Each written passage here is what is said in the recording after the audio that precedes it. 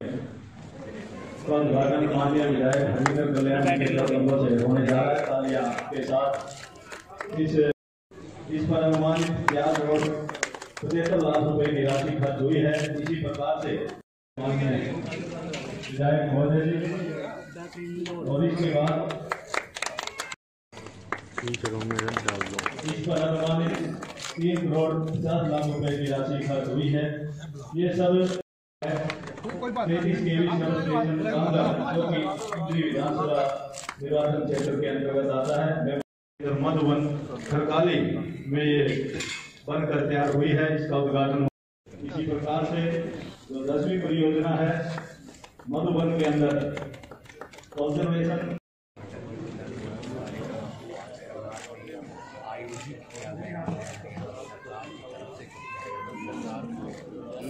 हरियाणा सरकार के दूसरे कार्यकाल को 1 साल पूरा हो गया है और इस बार गठबंधन की सरकार है, तो दोनों ही पार्टियां अपने अपने कार्यकर्ताओं को, अपने अपने नेताओं को खुश करने में भी लगी हुई हैं। और आज हरियाणा में एक कार्यक्रम किया गया है, अलग अलग जिलों में 306 परियोजनाओं का शिलान्यास और उद्घाटन हुआ है। किस तरीके से देखते हैं आने वाले 4 साल में आपकी सरकार जो है वो क्या हरियाणा के लिए काम करने वाली है?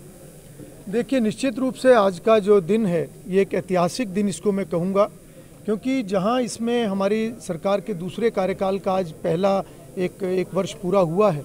निश्चित रूप से जो एक हरियाणा प्रदेश के लिए एक विज़न जो बनाया है भारतीय जनता पार्टी और जेजेपी की गठबंधन की सरकार ने, आज का दिन बिल्कुल उस चीज़ को दर्शाता है कि जिस तरीके से 306 परियोजनाओं का उद्घाटन और शिलान्यास आज माननीय मुख्यमंत्री जी के कर कमलों से हिसार से हुआ है। मैं कहूँगा कि एक शुरुआत है ये सरकार के दूसरे कार्यकाल की, और इसमें आज एक वर्ष पूरा हुआ है जो एक बहुत ही चुनौती भरा ये वर्ष रहा है और अभी चल रहा है, क्योंकि कोरोना की वजह से बहुत से कार्य बाधित हुए हैं। बहुत सी चुनौतियां भी सरकार और समाज के सामने, लोगों के सामने आई हैं, जिनसे अभी भी लड़ाई जारी है। मगर उन सब चुनौतियों के बीच में विकास की रफ्तार ना रुके और विकास के पथ पर प्रदेश इसी तरीके से आगे बढ़ता रहे, तो आज का दिन जिसमें लगभग 1850 करोड़ रुपए की जो परियोजनाएं, जो सौगात हरियाणा प्रदेश को मिली हैं, निश्चित रूप से इस बात को दर्शाता है कि आने वाले जो 4 वर्ष होंगे, इस गठबंधन सरकार के कार्यकाल का पूरा समय होने तक हरियाणा प्रदेश उन नई ऊंचाइयों को छूने का काम करेगा, जो कि एक विजन है माननीय मुख्यमंत्री मनोहर लाल जी का और गठबंधन सरकार का। मैं समझता हूं कि बहुत अच्छे तरीके से ये कार्य आगे बढ़ेंगे। सर, बल्लभगढ़ में एक लड़की की गोली मारकर हत्या कर दी गई है और साथ ही साथ पानीपत में एक महिला के ऊपर तेजाब फेंका गया है। क्राइम ग्राफ बढ़ रहा है, करनाल में भी कुछ घटनाएं हो रही हैं। किस तरीके से उस पर कंट्रोल किया जाएगा? देखिए, बिल्कुल हमारी सरकार इस विषय में बहुत गंभीर है और कहीं भी इस तरह की कोई घटना होती है तो फ़ौरन उसके ऊपर कार्रवाई भी होती है।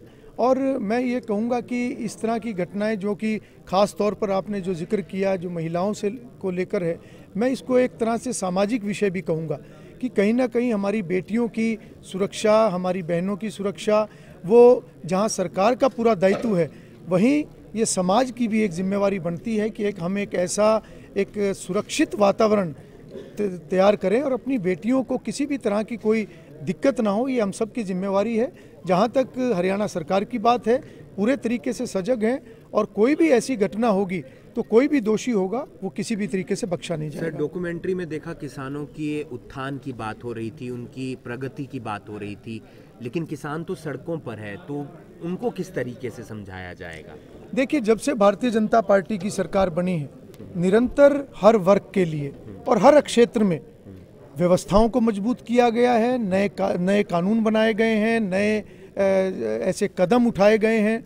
और मैं इस बारे में ज़रूर कहना चाहूँगा कि जब भी व्यवस्थाओं में बदलाव होता है तो शुरू में कुछ कठिनाइयाँ ज़रूर आती हैं, मगर भारतीय जनता पार्टी ने जितने भी कदम उठाए हैं बहुत सोच समझकर, पूरे मंथन के साथ। और आज जो ये किसानों की आपने जिक्र किया है, आज हमारी गठबंधन की सरकार, जैसे कि मुख्यमंत्री जी ने भी कहा, हमारे उप मुख्यमंत्री दुष्यंत चौटाला जी ने भी कहा कि पूरे तरीके से सरकार गंभीर है और किसी भी तरीके की कोई दिक्कत किसी को नहीं आने दी जाएगी। खासतौर पर आपने जब किसानों की बात कही है, तो किसानों के लिए जो भी कदम सरकार ने उठाए हैं, चाहे वो 3 अभी नए कानून बने हैं, ये भी आने वाले समय में इतिहास इस बात का गवाह होगा। लोग इस बात को देखेंगे कि ये सभी कानून किसानों के हक में हैं, किसानों को आगे बढ़ाने के लिए हैं।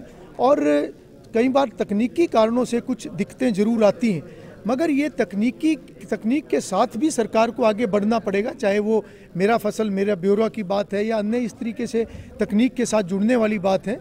निश्चित रूप से जो दिक्कत पिछले साल थी वो इस साल नहीं है। इस साल जो दिक्कत होगी अगले साल से पहले, अगली फसल से पहले उनको ठीक कर दिया जाएगा। सवाल बड़ौदा उपचुनाव को लेकर क्या देखते हैं? क्या सरकार जीत पाएगी, गठबंधन जीत पाएगा? बिल्कुल गठबंधन सरकार जीतेगी। उसमें आप क्या कहना चाहेंगे? आपकी सरकार है, गठबंधन मिलकर काम कर रहे हैं, 5 साल चल पाएगी? बिल्कुल सरकार चल पाएगी।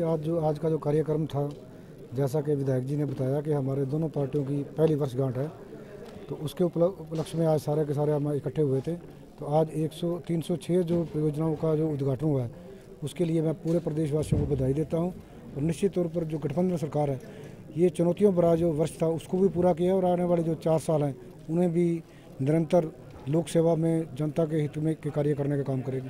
तो ये मंच पर दोनों ही पार्टी के नेता थे। हम यहाँ पर आपको वो शिलान्यास और वो परियोजनाएं दिखाना चाहेंगे जिनका आज उद्घाटन और शिलान्यास हुआ है। ये उत्तर हरियाणा जो बिजली वितरण निगम है, 33 केवी सब स्टेशन गढ़ी भरल में, वहाँ पर उसका उद्घाटन हुआ है। साथ ही साथ सदरपुर के अंदर एक शिलान्यास किया गया है 33 केवी सब स्टेशन का। साथ ही साथ एक ढाकवाला के अंदर उद्घाटन किया गया है। इसके अलावा एबला के अंदर उद्घाटन हुआ है। वहीं जो बंदी खुला शिविर है करनाल के अंदर, उसका उद्घाटन किया गया है। इसके अलावा 11 कुल परियोजनाएं हैं जिनका आज उद्घाटन और शिलान्यास हुआ है, जिसमें प्राथमिक स्वास्थ्य केंद्र खरखाली के अंदर उद्घाटन किया गया है। वहीं गुड़ा के अंदर एक उद्घाटन किया गया प्राथमिक स्वास्थ्य केंद्र का। तो ये अलग अलग 11 परियोजनाएं और शिलान्यास हुई है। वहीं जो राज्य स्तरीय कार्यक्रम था वो हिसार के अंदर था, जहां पर हरियाणा के मुख्यमंत्री मनोहर लाल खट्टर पहुंचे थे,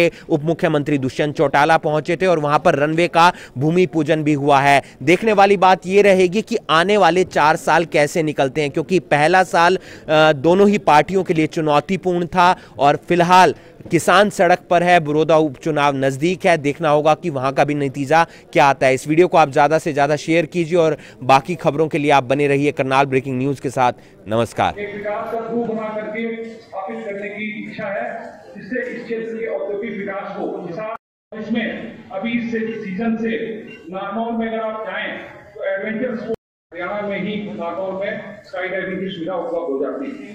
साथ ही साथ फ्लाइंग ट्रेनिंग एकेडमी करना उपलब्धियां हैं और आज का ये जो भूमि पूजन है, ये इसके लिए मैं बार बार इसको क्लोजली मॉनिटर करके इसकी प्रगति को दिशा निर्देशित किया और बहुत इनके दिशा निर्देशों से और इनके कुशल मार्गदर्शन में आज ये दिन जो है वो हम देखने में सक्षम हुए हैं। और